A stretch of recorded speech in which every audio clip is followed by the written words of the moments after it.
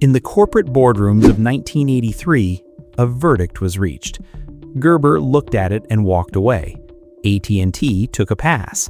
The United States Army decided they had no use for it. Every knife manufacturer Tim Leatherman approached gave him the same lecture. This isn't a knife, it's a tool. So he took it to the tool companies. They shook their heads and said, "This isn't a tool, it's a gadget." For 8 grueling years, not a single manufacturing entity in America was willing to gamble on what Tim had built. He accumulated a mountain of rejection letters. Most were cold, single-paragraph dismissals. One company didn't even bother to spell his partner's name right on the stationery that told him no. Fast forward to the present day. 128 million of those exact tools have been sold across 80 countries. The Museum of Modern Art in New York features it in their permanent collection. NASA equips astronauts with them on the International Space Station. U.S. soldiers carry them into active combat zones. The most rejected invention in American tool history didn't just survive, it became the most copied multi-tool on Earth. This isn't a story of overnight tech success. It is a gritty, decades-long saga about a borrowed garage, a stack of unanswered mail, and a wife named Chow who believed in a device her husband could not stop building, even when the rest of the world told him he was wasting his life. The Fiat 600. The spark caught fire in the summer of 1975. Tim Leatherman was 26 years old, fresh out of Oregon State University with a mechanical engineering degree and down to his last few dollars in Amsterdam. A few years prior, he had met Chow, a Vietnamese woman, over a game of ping pong in a Portland State dormitory basement. They married in Saigon in 1972, only months before the city collapsed. Now, as newlyweds, they were attempting to trek across 17 countries on a budget so razor-thin that their entire transportation strategy relied on a beat-up $300 1968 Fiat 600. The car was cheap for a reason. Over the next 10 months, driving through France, Italy, and deep into the deserts of the Middle East, the Fiat broke down constantly. Hoses cracked, fittings rattled loose.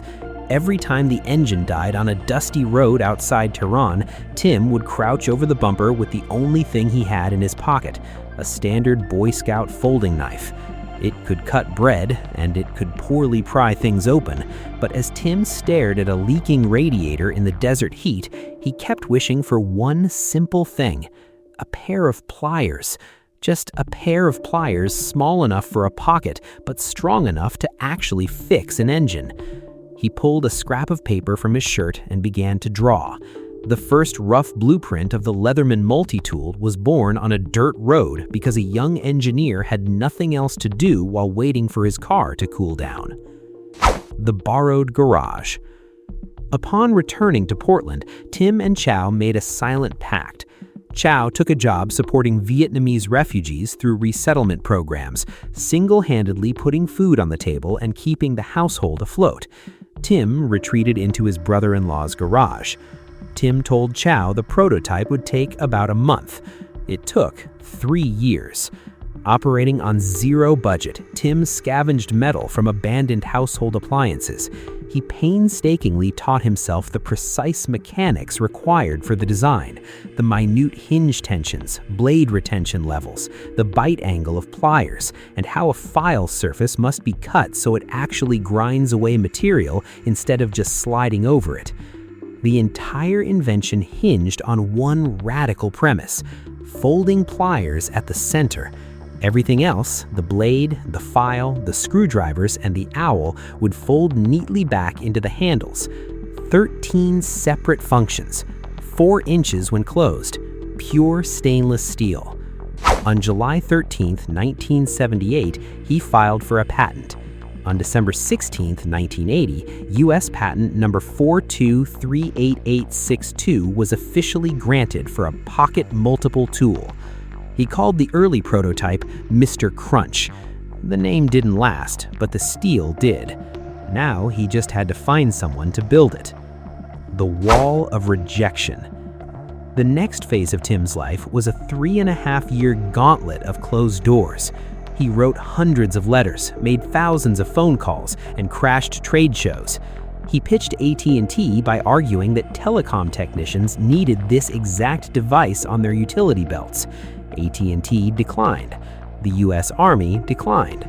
He walked straight into Gerber, a legendary knife manufacturer located just a short drive from the garage where he spent 3 years grinding metal. Gerber passed. The rejections weren't because the tool was poorly made. They passed because the category did not exist yet. Retail buyers didn't know what shelf to put it on. It didn't fit into a pre-existing box. When something has never existed before, selling the idea of manufacturing it is almost impossible. This is the exact threshold where most people quit. They abandon the garage, go back to a standard 9-to-5, and spend the rest of their lives telling a bitter story at dinner parties about the invention they almost made. But Tim didn't stop, and Chow never asked him to. The 7th year and the shift. In the 7th year of the struggle, momentum finally shifted. Enter Steve Berliner, an old college friend from Oregon State, whose father owned a Portland metalworking company called the Simplicity Tool Company. Berliner was the pragmatic anchor to Tim's relentless obsession. He saw the genius of the prototype, but pointed out a massive flaw. Tim was trying to pitch a wholesale price of $40, far too expensive for the early 1980s. Berliner's advice was simple: cut the wholesale price to $20, simplify the pitch, stop begging knife and tool corporations, and start targeting mail-order outdoor catalogs, the people who sold directly to campers, hunters, and mechanics who wanted a full toolbox without the weight. On July 5, 1983, Leatherman Tool Group, Inc. was officially born. Simplicity Tool Company would handle the initial manufacturing, and Tim would stamp his own last name onto every piece of steel. It wasn't a vanity marketing play.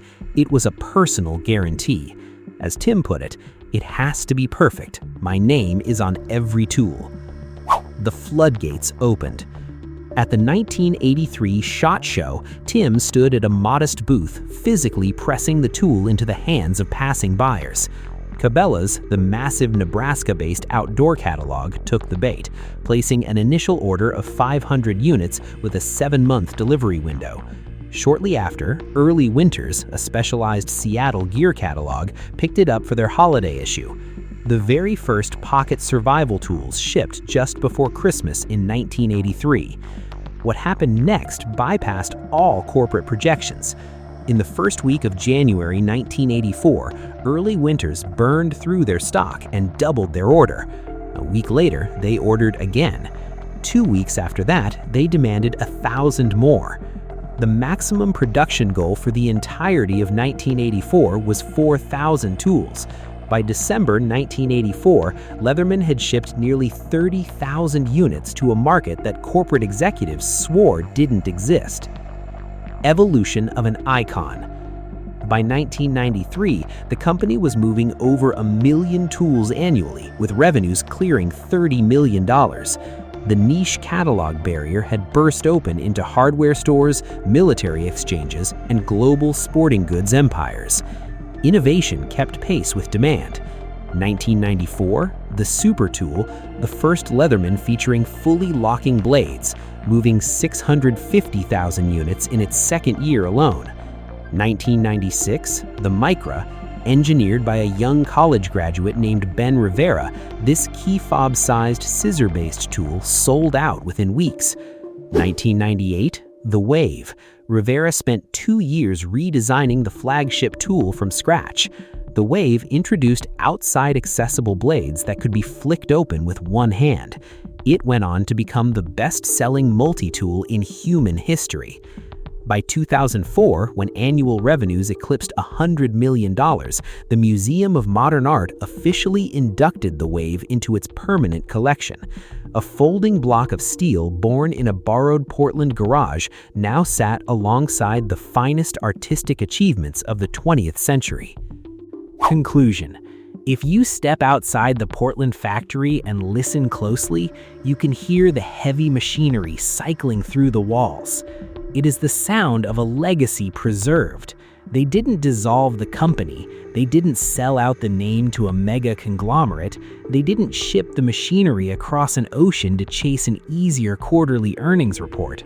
The steel remains American. The assembly remains a human craft, and the name stamped into the side of the metal is the exact same name it carried in 1983, the name of an engineer who stood next to a broken Fiat in a desert, listened to a chorus of no from every corporate authority in America for 8 straight years, and went out and built 128 million yeses anyway.